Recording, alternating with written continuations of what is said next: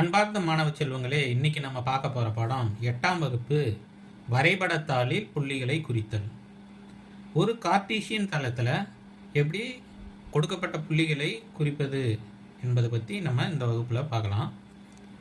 இதுக்கு நம்ம ஒரு வரைபடத்தாளை எடுத்துக்கிறோம். ஒரு வரைபடத்தாள் என்பது 1 சென்டிமீட்டருக்கு ஒரு இடத்துல ஒரு திக்கான கோடு இருக்கும். ஒரு சென்டிமீட்டரா இருக்கும். 10 சின்ன கோடுகள் இருக்கும். நல்லா உன்னிப்பாக உத்து பார்த்தீங்கன்னா 10 சிறிய கோடுகள் இருக்கும். 5ஆவது கோடு கொஞ்சம் பெருசாக இருக்கும். அடுத்து 10ஆவது கோடு நல்லா திக்காக இருக்கும். அதே போல் இந்த பக்கமும் இருக்கும், 2 பக்கமும் இருக்கும். இதுதான் ஒரு வரைபடத்தாள் என்பது. சரி, இப்போ இந்த வரைபடத்தாளில் நம்ம எப்படி புள்ளிகளை குறிக்கிறதுன்னு பார்க்கலாம். அதுக்கு முதல்ல நம்ம இந்த எக்ஸ் அச்சையும் ஒய் அச்சையும் வரைஞ்சிக்கணும். ஒரு வரைபடத்தாள் எடுத்துக்கிட்டு நடுவில் வர திக்கான கோடு, 10ஆவது திக்கான கோடு, சரியா? இந்த கோடு இல்லை, இந்த கோட்டில் நம்ம என்ன பண்ணுறோம், உங்களுக்கு புரிதலுக்காக நான் என்ன பண்ணுறேன், இப்போ எக்ஸ் அச்சுக்கும் ஒய் அச்சுக்கும் 2 கலர் யூஸ் பண்ணுறேன். நீங்கள் புரிஞ்சுக்கிட்ட பிறகு பென்சில்லே 2 அச்சையும் நீங்கள் வரைஞ்சிக்கலாம்.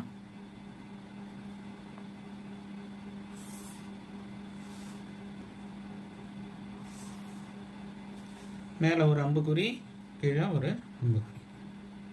அப்படியே என்ன பண்ணுறோம், இந்த பக்கத்தில் ஒரு திக்கான கோட்டை செலக்ட் பண்ணி நடுவில் ஏறக்குறைய நடுவு எண்ணி போட தேவையில்ல,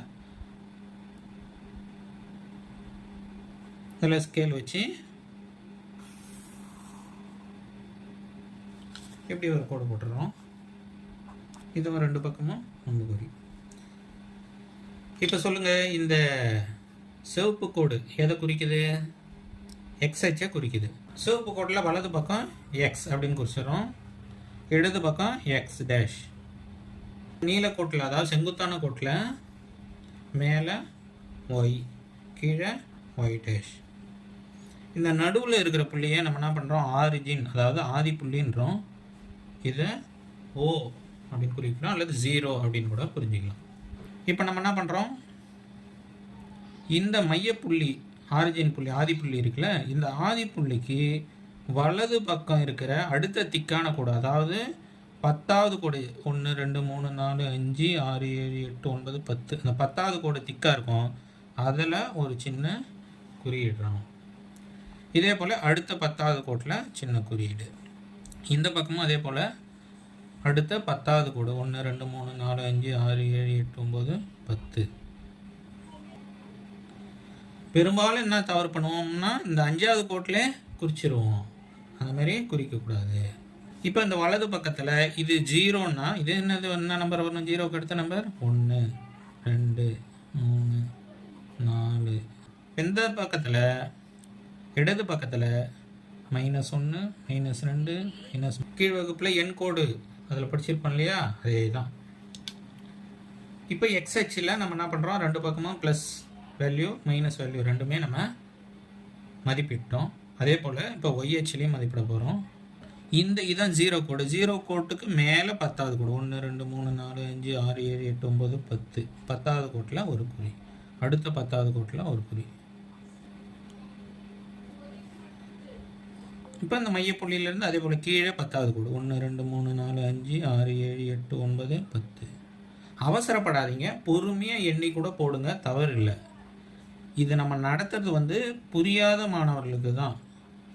எளிமையாக நம்ம 10 மார்க்கு எடுத்துடலாம். ஆனால் எடுக்க முடியாத எல்லாரும் போடுறாங்க, சார் என்னால் இந்த கிராஃபில் முழு மார்க்கு எடுக்க முடியல அப்படின்ற மாணவர்களுக்கு தான் நம்ம சிறப்பாக இதை செய்கிறோம். இப்போ இதை நம்ம என்ன பண்ணுறோம், மேலே இருக்கிறது ப்ளஸ் வேல்யூ ஒய்யில், அப்போ 1 2 9 10 11. இதே போல் கீழே இருக்கிறது என்ன பண்ணும், -1 -2.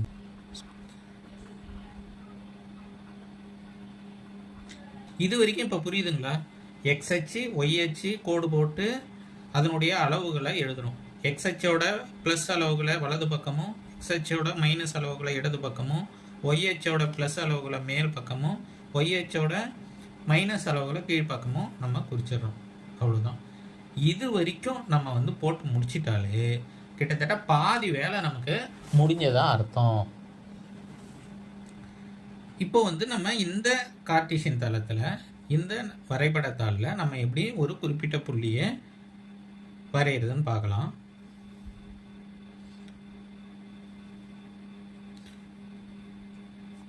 இப்போ ஏ அப்படின்ற ஒரு புள்ளி வரைய போகிறோம். அதனுடைய எக்ஸ் அளவு -3,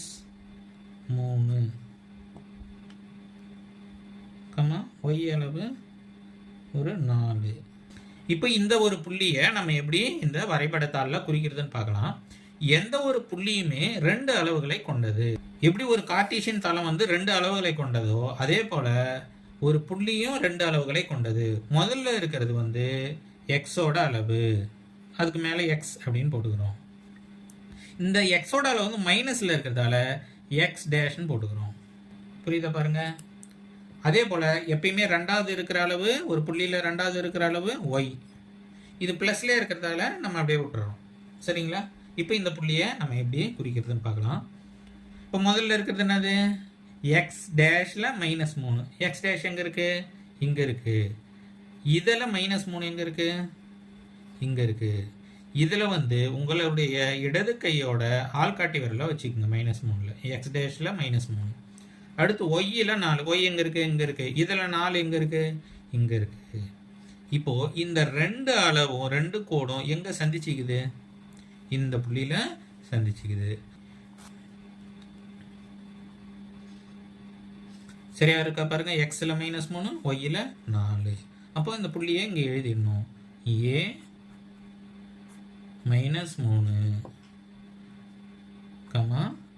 4. புரியுதா? நான் வந்து உங்களுக்கு புரியறதுக்காக 2 கலர் யூஸ் பண்ணி நான் குறிக்கிறேன். நீங்கள் முதல்ல உங்களுக்கு சுத்தமாக புரியாதவங்க இந்த மாதிரி 2 கலர் யூஸ் பண்ணி முதல்ல போடுங்க. அதுக்கப்புறம் புரிஞ்ச பிறகு நீங்கள் முழுசாக பென்சில்லே போட்டுடலாம். சரியா. இப்போ இன்னொரு புள்ளி குறிக்கலாமா? இப்போ இந்த புள்ளியை நம்ம எப்படி குறிக்கிறது? இப்போ முதல்ல இருக்கிற அளவு என்னது? எக்ஸ். மைனஸில் இருக்கிறதால எக்ஸ் டேஷ்னு போட்டுக்கிறோம். 2வது இருக்கிறது ஒய். அதுவும் மைனஸில் இருக்கிறதால ஒய் டேஷ்னு போட்டுக்கிறோம். சரியா. இப்போ என்ன பண்ணோம்? எக்ஸ் டேஷில் -2 எடுக்கணும். எக்ஸ் டேஷில் -2 எங்கே இருக்குது? இங்கே இருக்குது. இதில் வந்து உங்கள் இடது கையோட ஆள்காட்டி விரலை வச்சுங்க. அடுத்து ஒய் டேஷில் -1. ஒய் டேஷ் இங்கே இருக்குது. இந்த கோட்டில் -1 எங்கே இருக்குது? இங்கே இருக்குது. இப்போ இந்த 2 புள்ளியும் சந்திச்சுக்கிற இடம் எது? இந்த இடம். இந்த இடத்துல என்ன பண்ணுங்கள்? உங்களுடைய புள்ளியை குறித்து அந்த புள்ளி பேரை எழுதிங்க. அந்த புள்ளி பேர் என்னது? B -2, -1. புரியுதா பாருங்க. புரிஞ்சிடுச்சா சார்? இந்த மாதிரி கரெக்டாக வேல்யூ இருக்கிற புள்ளிலாம் நான் போட்டுருவோம் சார். எனக்கு வந்து இந்த 0 வந்தால் போட தெரியாது சார். அதை சொல்லி கொடுங்க சார். அளவு வந்து 0 வந்து அப்போ சி -2, 0 அப்படின்னு இருக்குது. ஒய்யோட அளவு வந்து 0ன்னு இருக்குன்னா இதை குறிக்கிறத விட இந்த 0 வந்தால் குறிக்கிறது ரொம்ப ரொம்ப ஈஸி. இப்போ இது மேலே நம்ம என்ன பண்ணுறோம்? வழக்கம் போல் எழுதிக்கிறோம். முதல்ல இருக்கிறது எக்ஸு, மைனஸ் இருக்கிறதால எக்ஸ் டேஷு. இது வந்து ஒய்யு 0 இருக்கிறதால இந்த அப்படியே இப்படி ஒரு கோடை போட்டுருங்க. ஒய்யோட அளவே கிடையாது. ஒய்யோட அளவு கிடையாது. எக்ஸோட அளவு மட்டும்தான். எக்ஸோட அளவு வந்து எக்ஸ் டேஷில் -2. எக்ஸ் டேஷில் -2 எங்கே இருக்குது?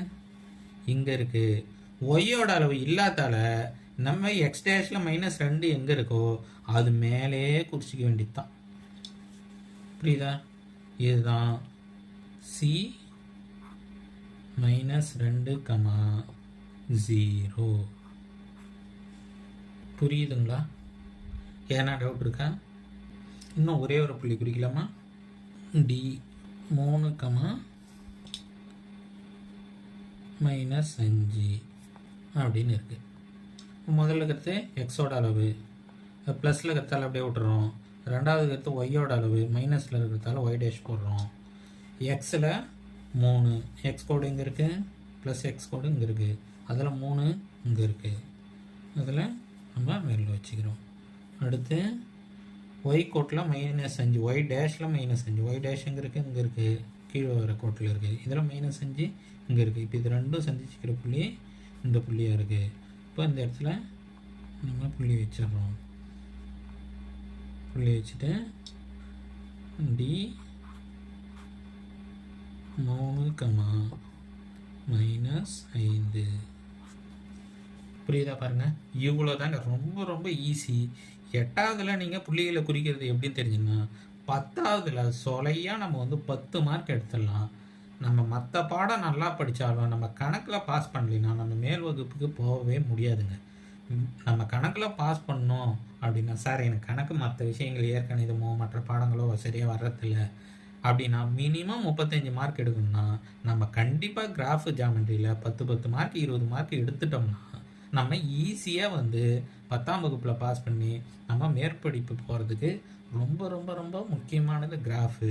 அதனால் இந்த கிராஃபில் புள்ளிகளை குறிக்கிறது ரொம்ப முக்கியமானது. இதை வந்து தெரிஞ்சுக்கிட்டிங்கன்னா உங்களுக்கு வாழ்க்கைக்கு ரொம்ப ரொம்ப ரொம்ப யூஸ்ஃபுல்லாக இருக்கும். உங்களுக்கு எதேனும் இதுக்கப்புறமா சந்தேகம் இருந்தால் கமெண்ட் பாக்ஸில் கேளுங்க. தயவு செய்து நம்ம சேனலை சப்ஸ்கிரைப் பண்ணுங்கள். நீங்கள் சப்ஸ்கிரைப் பண்ணாதான் நான் வந்து உத்வேகமாக அடுத்த வீடியோ உங்களுக்கு போட முடியும். நன்றி.